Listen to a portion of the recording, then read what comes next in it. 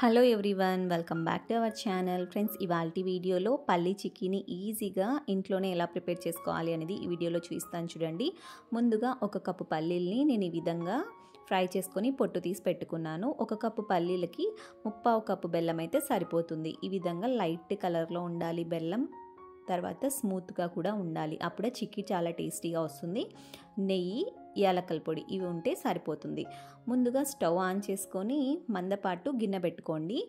తర్వాత ఇందులోకి బెల్లం యాడ్ చేసుకోండి. బెల్లం యాడ్ చేసుకున్న తర్వాత ఒక చిన్న కప్పు వాటర్ యాడ్ చేసుకోండి. బెల్లం బాగా కరిగించాలి. ఇలా మనము స్మాషర్ ఉంటే బెల్లం అనేది తొందరగా కరుగుతుంది.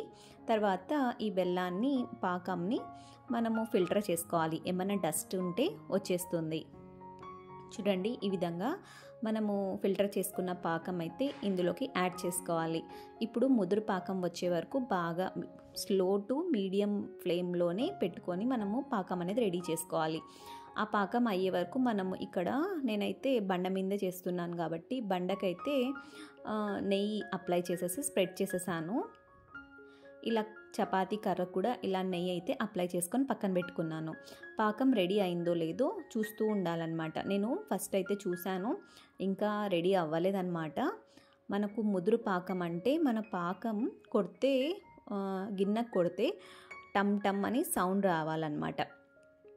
అలా సౌండ్ వస్తేనే మనకు పాకం అనేది పర్ఫెక్ట్గా రెడీ అయినట్టు. పాకం సరిగ్గా రాకపోతే చిక్కీ అనేది సరిగ్గా రాదండి, అది గుర్తుపెట్టుకోండి. తర్వాత నేను 2 మినిట్స్ తర్వాత మళ్ళీ పాకం చెక్ చేశాను. చూడండి, ఇప్పుడైతే చల్లగా అయిన తర్వాత ఇట్లా పాకం చేస్తుంటే చల్లగా అవుతుంది. అప్పుడు గిన్నెకు వేసి కొడితే ఇలా సౌండ్ రావాలన్నమాట. ఇలా సౌండ్ వస్తే పర్ఫెక్ట్గా రెడీ అయినట్టు. ఇప్పుడు రెడీ అయింది కాబట్టి నేను ఇందులోకి 2 టీ స్పూన్స్ నెయ్యి, తర్వాత వచ్చేసి కొంచెం యాలకల పొడి, చిటికెడు వంట సోడా కూడా యాడ్ చేశాను. అప్పుడే స్వీట్ షాప్ స్టైల్లో మనకు రెడీ అవుతుంది. తర్వాత పల్లీల్ని యాడ్ చేసుకొని బాగా కలుపుకోవాలి. ఇదంతా మనము స్లో ఫ్లేమ్ మీద చేసుకోవాలి. తర్వాత స్టవ్ ఆఫ్ చేసేసి మనం రెడీ చేసుకున్నాం కదా, ఇక్కడ నెయ్యి అప్లై చేసుకున్నాం కదా, అక్కడ వేసి బాగా స్ప్రెడ్ చేసేసేయాలి. మనకు చేతికి బాగా వాటర్ రాసుకుంటూ కొంచెం ఇలా చేసుకోవాలన్నమాట. తర్వాత మనం చపాతీ కర్రతో ఇలా చేస్తే మనకు పర్ఫెక్ట్గా చిక్కీ షేప్లో వస్తుంది. ఇలా అయిన తర్వాత కొంచెం చల్లగా అవుతుంది. అప్పుడు మనము చాకుతో అయినా కట్ చేసేయాలి. ఈ విధంగా మనకు ఏ షేప్లో కావాలో ఆ షేప్లో కట్ చేసుకోవాలన్నమాట.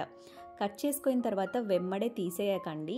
ఒక 10 మినిట్స్కి కొంచెం చల్లగా అవుతుంది. అప్పుడే పర్ఫెక్ట్ షేప్ అనేది వస్తుంది. నేనైతే ఈ విధంగా 10 మినిట్స్ తర్వాత ఒక ప్లేట్లోకి వేసాను. చూడండి, పర్ఫెక్ట్గా నాకు పల్లి చిక్కీ అనేది రెడీ అయిపోయింది.